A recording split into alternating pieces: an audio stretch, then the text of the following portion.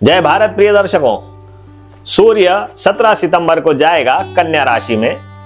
शुक्र जो है वह तुला राशि में जाने वाला है 18 सितंबर को, और 4 सितंबर को बुध जो है वह जाने वाला है सिंह राशि में। तो किस प्रकार के परिणाम मिलने वाले हैं? मंगल तो पूरे महीने भर रहने वाला है बुध की राशि मिथुन में, तो यह समीकरण क्या कहलाएंगे, किस प्रकार से आपको फलित देने वाले हैं वृषभ राशि वाले जातकों के लिए, आइए जानते हैं इस वीडियो में। और अगर आपको यह वीडियो अच्छा लगे तो लाइक, शेयर और कमेंट अवश्य करें। साथ ही साथ आपसे निवेदन है कि जो भी प्रेडिक्शंस होते हैं यह जनरलाइज प्रेडिक्शंस होते हैं। आप अपने स्वयं के बारे में जानना चाहते हैं तो स्वयं की कुंडली हमें दिखाएं दिए हुए नंबर्स पे। मैं हूं आपका ज्योतिष मार्गदर्शक ज्योतिषाचार्य आकाश। आप देख रहे हैं नक्षत्र ज्योतिष।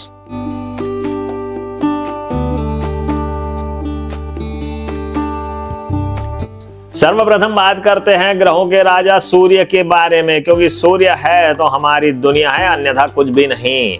तो सूर्य के किस प्रकार के परिणाम मिलने वाले हैं, क्योंकि सूर्य जो है वृषभ राशि वाले जातकों के लिए चतुर्थ भाव का स्वामी हो जाता है। साथ ही साथ यह वर्तमान में गोचर कर रहा है अपनी ही राशि में, तो चतुर्थ भाव एक्टिवेट हो गया है। तो चतुर्थ भाव कुछ ज्यादा सुखद परिणाम भी नहीं देता और दुखद परिणाम भी नहीं देता। यह एक स्टैग्नेंसी वाला भाव माना जाता है, सुख का भाव माना जाता है। परंतु चौथा भाव जब एक्टिवेट होता है तो बहुत अन्य कोई कार्य में आपको तरक्की नहीं मिलती है, वह यथास्थिति बनाए रखता है। तो सूर्य आपके चौथे भाव को एक्टिवेट करेगा तो क्या करने वाला है? सर्वप्रथम तो यह पिता के भाव से अष्टम हो गया, तो पिता के लिए यह हानिकारक भाव है। कहीं ना कहीं आंखों के रोग या ज्वर हो सकता है पिता को, और पिता के साथ आपके संबंध अच्छे नहीं रह सकते। सरकार के मामले में देखा जाए या आप सरकारी नौकरी वाले हैं तो सामान्य परिणाम ही प्राप्त होने वाले हैं। चतुर्थ भाव जो है वह धन भाव से तृतीय पड़ता है, तो जमीन जायदाद से आपको लाभ हो सकता है, परंतु बहुत अधिक लाभ की अपेक्षा ना करें।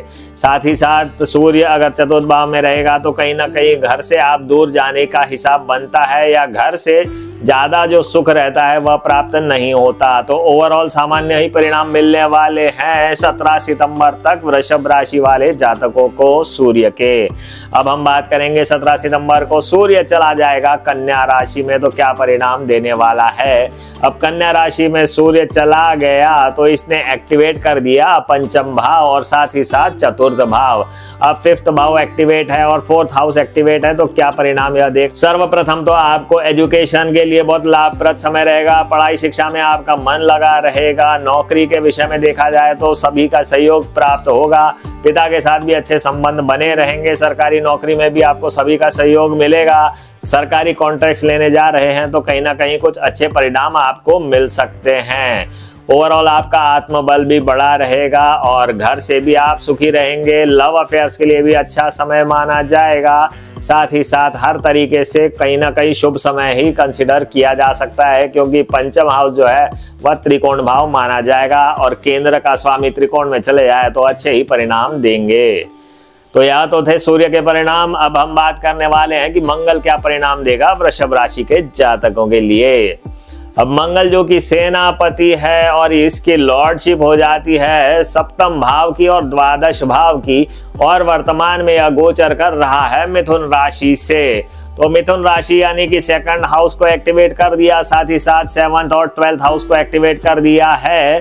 तो पत्नी को कहीं ना कहीं रोग होने की संभावनाएं, और अगर आपके बीच में विवाद चल रहा है तो तलाक होने की भी संभावनाएं बढ़ जाएंगी। साथ ही साथ सेपरेशन की भी संभावनाएं बढ़ जाती है, इस बात का ध्यान रखें। अगर आपकी कुंडली में सप्तम भाव अच्छा है, किसी प्रकार से पीड़ित नहीं है, तो कोई दिक्कत वाली संभावनाएं नहीं दिख रही। पत्नी के साथ विवाद जरूर दिख रहा है, पार्टनर के साथ विवाद दिख रहा है, परंतु आपका बिजनेस जो है उसमें एक्सपांशन दिख रहा है। इलेक्ट्रिकल का खासकर बिजनेस काम कर रहे हैं या ईंट भट्टी का काम कर रहे हैं तो ऐसे जातकों के लिए यह बहुत अच्छा समय रहेगा। इन्वेस्टमेंट भी करेंगे और अर्निंग भी बढ़ती जाएगी, क्योंकि सेकंड हाउस भी एक्टिवेटेड है और 12th का तो लॉर्ड ही है। तो इन्वेस्टमेंट से आपको कमाई होने की पूर्ण संभावनाएं दिख रही है। मंगल क्योंकि बिल्डिंग का कारक है, तो डेवलपर्स और बिल्डर्स जो है उनके लिए यह समय अच्छा रहने वाला है, अगर वह बिल्डिंग लाइन में है और कहीं ना कहीं मंगल की उनकी महादशा या अंतरदशा चल रही है। तो नौकरी के बारे में देखा जाए तो अच्छे ही परिणाम मिलेंगे, आपको सभी का सहयोग प्राप्त होगा, परंतु आपकी थोड़ी वाणी जो है वह कटु रहेगी, तो थोड़ा उसको कंट्रोल करके रखें। ओवरऑल किसी भी प्रकार के विवाद से आप बचें। अगर वाणी आपकी कंट्रोल रहेगी तो दिक्कत नहीं होने वाली है। कोई भी अगर मंगल की समस्या चल रही है तो 11 मुखी रुद्राक्ष आप धारण कर लें, सबसे बेस्ट माना जाता है।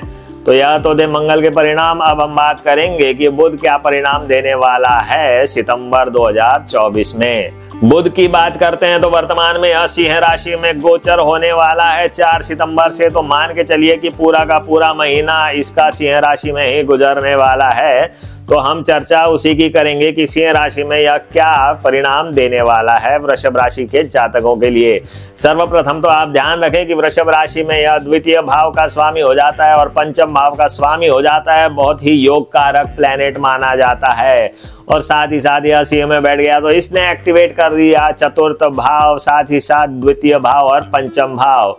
फोर्थ हाउस को ज्यादा प्रोमिनेंट माना जाएगा। तो यह आपके लिए अच्छा ही रहेगा। गृहस्थ सुख अच्छा रहेगा, वैवाहिक सुख भी अच्छा रहने वाला है। नौकरी के लिए भी अच्छा समय माना जाता है। साथ ही साथ व्यापार में भी आपको बहुत अच्छी तरक्की मिलने की पूर्ण संभावनाएं यह दर्शाता है।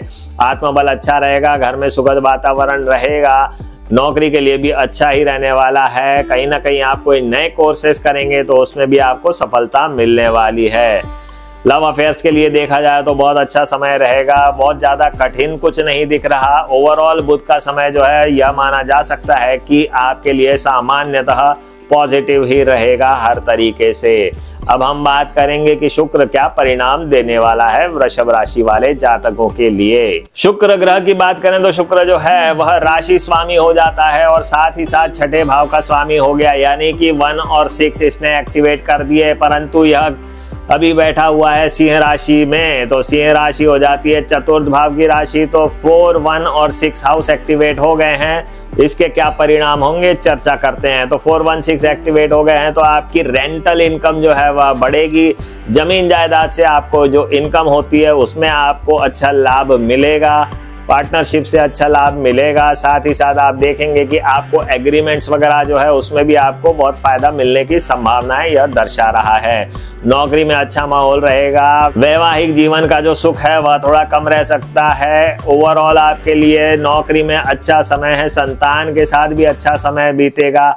आपको कहीं ना कहीं किसी न किसी प्रकार से कुछ रोग होने की संभावनाएं बन सकती है। स्किन रिलेटेड प्रॉब्लम्स हो सकती हैं, एलर्जीज हो सकती है, इस बात का ध्यान रखें। या कफ से रिलेटेड प्रॉब्लम्स हो सकते हैं। तो शुक्र जब 18 तारीख को कन्या राशि में चला जाएगा तो क्या परिणाम देगा। तो शुक्र एक्टिवेट कर देगा पंचम भाव को, साथ ही साथ प्रथम भाव और छठवें भाव को भी एक्टिवेट कर देगा। तो यह नौकरी में परिवर्तन लाने की पूर्ण संभावनाएं दिखा रहा है। अगर आप नौकरी परिवर्तित करना चाहते हैं या आप प्रयासरत हैं तो आपको सफलता जरूर मिलेगी। लव अफेयर्स के लिए भी अच्छा समय माना जा सकता है। गृहस्थ सुख के लिए भी अच्छा समय माना जाएगा। लग्जरीज के लिए भी आपको बहुत अच्छा समय माना जाएगा। साथ ही साथ ओवरऑल आपके लिए यह सामान्यतः खुशी वाला समय है, मनोरंजन वाला समय है। तो आपको इस प्रकार से सितंबर 2024 में बहुत अच्छे ही फल प्राप्त होने वाले हैं शुक्र ग्रह के। तो यह तो थी पूरी जानकारी प्रिय दर्शकों सूर्य, मंगल, बुध और शुक्र के बारे में। आपको यह वीडियो कैसा लगा, यह जानकारी अच्छी लगी तो लाइक, शेयर और कमेंट अवश्य करें। और आप मुझसे संपर्क करना चाहते हैं तो नंबर्स दिए हुए हैं, आप इस नंबर पे मुझसे व्हाट्सएप द्वारा संपर्क कर सकते हैं। आपको रत्न चाहिए, रुद्राक्ष चाहिए तो भी आप हमें कॉल करें। आज के लिए इतना ही प्रिय दर्शकों, जय भारत।